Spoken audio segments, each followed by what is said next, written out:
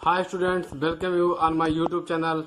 So today is my next topic transistor biasing यानी कि transistor अभिनति। तो ठीक है, जैसा कि आप जानते हैं बेसिकली ट्रांजिस्टर जो आपका होता है टू टाइप का होता है। एक आपका होता है पीएनपी ट्रांजिस्टर, एक आपका होता है एनपीएन ट्रांजिस्टर। तो थोड़ा सा हम आपको बेसिक बता दें पीएनपी ट्रांजिस्टर क्या होता है। पीएनपी ट्रांजिस्टर में आपका पी टाइप होता है और एन टाइप होता है और पी टाइप, यानी पी टाइप और पी टाइप आपका एन पॉइंट से रहेगा, एन टाइप आपका बीच में रहेगा। ठीक है, यानी कि पीएनपी ट्रांजिस्टर में दोनों लेयर आपके पी टाइप रहेंगे, जो बीच वाला लेयर रहेगा और एन टाइप रहेगा। जबकि आपका एनपीएन ट्रांजिस्टर में जो दोनों आपका लेयर रहेगा एन टाइप रहेगा और बीच का जो लेयर रहेगा वो पी टाइप रहेगा। ठीक है, तो आपके इस तरह से ट्रांजिस्टर आप वर्क करते हैं। अब इसके बाइसिंग की बात करेंगे। देखिए, जैसा कि आप देख रहे हैं दोनों में आपका पीएनपी ट्रांजिस्टर और आपका एनपीएन ट्रांजिस्टर आपको फिगर में दिखाया गया है। पीएनपी ट्रांजिस्टर में क्या है, इमिटर पी यानी कि इमिटर, एन यानी कि बेस और फिर पी आपका यानी कि कलेक्टर, इमिटर बेस और क्या कलेक्टर। ठीक है, आप देख रहे हैं वीईबी यानी कि वीईबी आपका है यानी कि इमिटर बेस वोल्टेज आपका है, और यहाँ पे आपका इमिटर आपका करंट है, आईबी यानी कि आपका बेस करंट है, और वीसीबी यानी कि कॉमन बेस करंट वोल्टेज आपका है, और आईसी यानी कि आपका कलेक्टर करंट है। ठीक है, सेम आप देखेंगे एनपीएन ट्रांजिस्टर में, यानी इमिटर बेस और क्या कलेक्टर, यानी कि आपका जो इलेक्ट्रिसिटी फ्लो हो रही है आई नीचे की तरफ हो रही है, वीईबी यानी कि emitter base current, emitter base voltage, और आईबी आपका ऊपर की तरफ फ्लो हो रहा है, बेस की तरफ फ्लो हो रहा है, यानी कि बेस करंट आपका आईबी हो गया, और वीसीबी यानी कि आपका कलेक्टर बेस वोल्टेज यानी वीसीबी, और आपका कलेक्टर करंट आईसी आपका ऊपर की तरफ जो है फ्लो हो रहा है। ये आपका हो गया एनपीएन ट्रांजिस्टर। ठीक है, तो आपका इधर हम बात करें पीएनपी ट्रांजिस्टर की और हम बात करें एनपीएन ट्रांजिस्टर की। दोनों केस में देखिए जो आपके टर्म है, टर्म को आप समझ लीजिए। आई यानी कि इमिटर करंट, आईबी यानी कि बेस करंट, आईसी यानी कि कलेक्टर करंट, वीईबी यानी कि कलेक्टर बेस वोल्टेज। ठीक है, तो ट्रांजिस्टर बाइसिंग में देखिए जैसा कि आप जानते हैं कि आपका दो टाइप होता है, पी और एन। ठीक है, तो अगर आपका कोई एमीटर हो, एमीटर से अगर आपका कोई एमीटर से आप जो है अब बेस को अगर आप एमीटर से जोड़ देते हैं तो वहां पे फॉरवर्ड बाइसिंग हो जाता है। ठीक है, जबकि रिवर्स बाइसिंग क्या होता है, अगर आप कलेक्टर को बेस से जोड़ देंगे तो रिवर्स बाइसिंग हो जाएगा, कलेक्टर को अगर बेस से जोड़ देंगे तो रिवर्स बाइसिंग हो जाएगा, और अगर आप जो है एमीटर को बेस से जोड़ देंगे, इमिटर को बेस से जोड़ देंगे तो वहां पे आपका फॉरवर्ड बाइसिंग हो जाएगा। तो इस तरह से आपका फॉरवर्ड बाइसिंग और रिवर्स बाइसिंग वर्क करता है। कि एक बार फिर से समझ लीजिए, अगर आप इमिटर को जो है बेस जंक्शन से जोड़ते हैं तो फॉरवर्ड बाइसिंग हो जाएगा, और अगर आप जो है कलेक्टर को बेस जंक्शन से जोड़ते हैं तो आपका रिवर्स बाइसिंग हो जाएगा। तो इस तरह से आपका पीएनपी और एनपीएन ट्रांजिस्टर आपका दिखाया गया है। अब आप आते हैं सीधा फिर आते हैं हम जो है पीएनपी ट्रांजिस्टर पे। पीएनपी ट्रांजिस्टर में आप देख पा रहे हैं पीएनपी यानी कि आपका क्या हो गया, पीएनपी यानी कि इमिटर बेस और क्या कलेक्टर। ठीक है, देखिए फिगर आपको दिखाया गया है इमिटर बेस और कलेक्टर का। बेस आपका देखिए किनारे पे है, कलेक्टर ऊपर की तरफ है और इमिटर आपका नीचे की तरफ है। तो आप जानते हैं जैसा कि आप फिगर में देख पा रहे हैं कि जो आपका इमिटर और बेस जंक्शन होता है ये फॉरवर्ड बाइसिंग होता है, और आपका जो कलेक्टर और बेस जंक्शन होता है ये रिवर्स बाइसिंग होता है। तो अगर हम एनपीएन की बात करें तो एनपीएन ट्रांजिस्टर में आपका कलेक्टर और जो आपका कलेक्टर आपका जो होता है और आपका जो इमिटर होता है एन टाइप सेमीकंडक्टर में, और आपका जो बेस होता है वो पी टाइप सेमीकंडक्टर से बना होता है। ठीक है, अब अगर आप जो है ट्रांजिस्टर का जो आपका आउटर लेयर है, ट्रांजिस्टर के आउटर लेयर को अगर आप सेम टाइप के सेमीकंडक्टर से अगर बने हो तो वहां पे भी कलेक्टर और जो आपके इमिटर होते हैं वो जो है इंटरचेंज नहीं हो सकते हैं, समझे। यानी ट्रांजिस्टर भी जो आपका जो है एक सेमीकंडक्टर डायोड की तरह जो है बिहेव कर सकता है। ये आपका या तो जंक्शन की तरह रहेगा या तो आपका पॉइंट की तरह रहेगा, दोनों तरह से आपका ये आपका हो सकता है। तो अगर आप ये देख सकते हैं कि ट्रांजिस्टर में आपका इमिटर है और जो है आपका चार्ज है, ये कलेक्टर में आपका चार्ज जो है आउटर सर्किट से जाता है, तो इतना ट्रांजिस्टर को अगर आप जो है ट्रायोड वाल्व से कंपेयर करें तो जो एमीटर जो है आपका कैथोड की तरह बिहेव करेगा और कलेक्टर आपका जो है एनोड की तरह बिहेव करेगा, और जो आपका बेस रहेगा बेस आपका ग्रिड की तरह बिहेव करेगा। यानी कि अगर इसको आप ट्रायोड बना लें तो आपका इमीटर आपका कैथोड की तरह, कलेक्टर आपका एनोड की तरह, और जो आपका बेस आपका ग्रिड की तरह वर्क करेगा।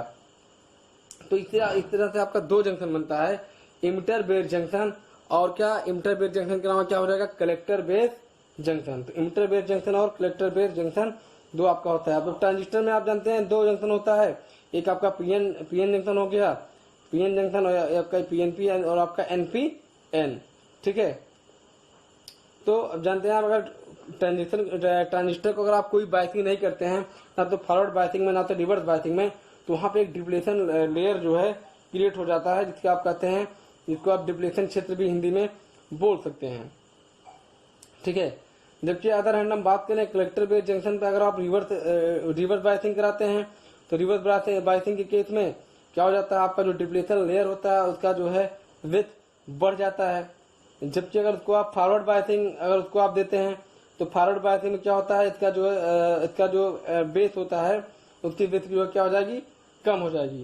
तो जो आपका इमीटर होता है, इमीटर से अगर आप जो है बेस में जो होल्स होते हैं वो मैक्सिमम जो है एंटाई सेमीकंडक्टर में मेजॉरिटी कैरियर से क्या करते हैं, रिकम्बाइन हो जाते हैं, और जो आपके बचे हुए होल्स होते हैं वो जो डिफ्यूज होकर कहाँ चले जाते हैं, पी टाइप सेमीकंडक्टर में चले जाते हैं। और चूंकि ये जो आपके होल्स होते हैं कलेक्टर द्वारा एक्सेप्ट कर लिए जाते हैं, क्यों एक्सेप्ट कर लिए जाते हैं, क्योंकि जो आपके कलेक्टर होते हैं ये निगेटिव बायसिंग में होते हैं।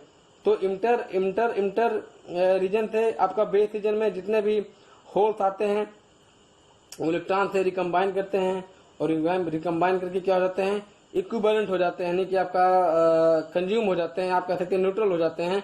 और जो नए इलेक्ट्रॉन्स होते हैं वो VEB वोल्टेज से जो है पुनः बेस सर्किट को गिवन हो जाते हैं, जिस तरह से आपका बेस करंट आपका फ्लो होने लगता है। और जैसे ही बेस कलेक्टर जंक्शन आपका डिफ्यूज होकर होल्स में पहुंचता है, वैसे आपका कलेक्टर वोल्टेज VCB आपका फ्लो होने लगता है, जो कि क्या कर देता है, होल्स को क्या कर देता है, होल्स को आपके न्यूट्रलाइज कर देता है, ठीक है। तो जितने भी होल्स होते हैं वो चाहे बेस हो वो चाहे आपका कलेक्टर हो, तो रिकम्बाइन होता है, रिकम्बाइन होने के बाद आपका क्या हो जाता है, न्यूट्रल हो जाता है, और इमीटर में एक कोवेलेंट बॉन्ड जो आपका ब्रेक होता है, और वहां से इलेक्ट्रॉन आपका फ्री होकर इमीटर में VEB एंट्री करता है, जिससे कि इलेक्ट्रॉन जो है इमीटर पर एक नया होल क्रिएट करता है, जिससे बेस जंक्शन की ओर चलने लगता है। और क्योंकि ये प्रोसेस आपका कंटिन्यू चलने लगता है, तो इस तरह से जो PNP आपका ट्रांजिस्टर होता है, PNP ट्रांजिस्टर में कंडक्शन शुरू हो जाता है, यानी इलेक्ट्रॉन का फ्लो शुरू हो जाता है, आप कह सकते हैं करंट आपका फ्लो होना स्टार्ट हो जाता है। तो अगर आप कलेक्टर करंट IC और इमीटर करंट IC के रेशियो को आप बताएं तो इसको जो है अल्फा से करते हैं, जिसके आप करंट एम्पलीफिकेशन फैक्टर कहते हैं, अल्फा करंट एम्पलीफिकेशन फैक्टर, यानी alpha equal to IC upon IE, जहां पे IC आपका कलेक्टर करंट और IE आपका इमीटर करंट, और IE की जो वैल्यू होती है I equal to IB plus IC, यानी कि बेस करंट प्लस आपका कलेक्टर करंट, ठीक है। तो ये आपका था जो है PNP ट्रांजिस्टर। अब इसका उल्टा हम देखेंगे NPN ट्रांजिस्टर के बारे में, थोड़ा सा डिस्कस हो जाए NPN ट्रांजिस्टर के बारे में। जैसा कि आप फिगर देखिए NPN ट्रांजिस्टर का, यहाँ पे NPN ट्रांजिस्टर आपका है। तो NPN ट्रांजिस्टर में आप देख रहे हैं, NPN ट्रांजिस्टर में फिगर थोड़ा सा मैं सही नहीं बना पाया हूँ। इसमें जहाँ पे N आपका है वहाँ पे आपके नेगेटिव इलेक्ट्रॉन्स रहेंगे, इसको आप होल बोल सकते हैं, और जहाँ पे आपका P है इस पे आपके पॉजिटिव आयन रहेंगे, और जहाँ पे आपका N है वहाँ पे भी नेगेटिव आयन रहेंगे, ठीक है। बाकी सब कुछ सही है। अब इसको क्या बनाएं, अब ऐसे समझ लीजिए आप। तो VEB के जो इफेक्ट से आप जो है जो आपके एन टाइप मटेरियल रहेगा, एन टाइप मटेरियल में जो मेजॉरिटी कैरियर क्या रहेगा, एन टाइप मटेरियल में मेजॉरिटी कैरियर आपका इलेक्ट्रॉन रहेगा, जो इमीटर जंक्शन को पार करके कहाँ पहुंचेगा, बेस जंक्शन में पहुंचेगा, जिसकी क्या की जाती है, बहुत हल्की सी इसकी डोपिंग की जाती है, जैसे कि इमीटर से जो आने वाले इलेक्ट्रॉन्स है, इमीटर से आने वाले इलेक्ट्रॉन्स में कुछ जो आपका होल्स है, इमीटर से आने वाले इलेक्ट्रॉन होल से आपका रिकम्बाइन कर लें, और रिकम्बाइन करने के बाद जैसे आपको हम पहले बताया क्या हो जाए, न्यूट्रल हो जाए, और जो बचे हुए आपके इलेक्ट्रॉन्स होते हैं वो बेस कलेक्टर से डिफ्यूज होकर कहाँ आ जाते हैं, कलेक्टर रीजन में आते हैं, जहां से वीसीबी आपका वीसीबी यानी कि आपका कलेक्टर बेस वोल्टेज आपका वहां पे अप्लाई हो जाता है। तो कलेक्टर बेस वोल्टेज की वजह से आपका कलेक्टर करंट आईसी आपका फ्लो होने लगता है, जो कि एमिटर बेस जंक्शन में आपका एमिटर बेस जंक्शन में क्या होगा, एमिटर बेस जंक्शन में आपका एमिटर बेस जंक्शन की तुलना में आपका जो है इसकी वैल्यू ज्यादा हो जाती है। क्यों? क्योंकि जो बेस रीजन है इसकी जो है इसकी विड्थ कम हो जाती है, जिसकी वजह से बेस में जो पहुंचने वाले इलेक्ट्रॉन में से जो मैक्सिमम कलेक्टर में डिफ्यूज हो जाते हैं, और जो आपका बेस में रीजन में जो आपका होल्स होता है इलेक्ट्रॉन की तुलना में क्या होती है, बहुत कम संख्या में होती है। इसलिए वहां पे बेस करंट आईबी जो क्या होता है, फ्लो होने लगता है। ठीक है। अब यहाँ पे पीएनपी में ट्रांजिस्टर में क्या होता था, वहां पे आपका जो आपका चार्ज कैरियर होता है होल्ड होता था, जबकि यहाँ पे एनपीएन में जो आपका चार्ज कैरियर है वो क्या, इलेक्ट्रॉन्स है। ठीक है। तो इस तरह से दोनों ट्रांजिस्टर में I equal to I B plus I C होता है। ठीक है।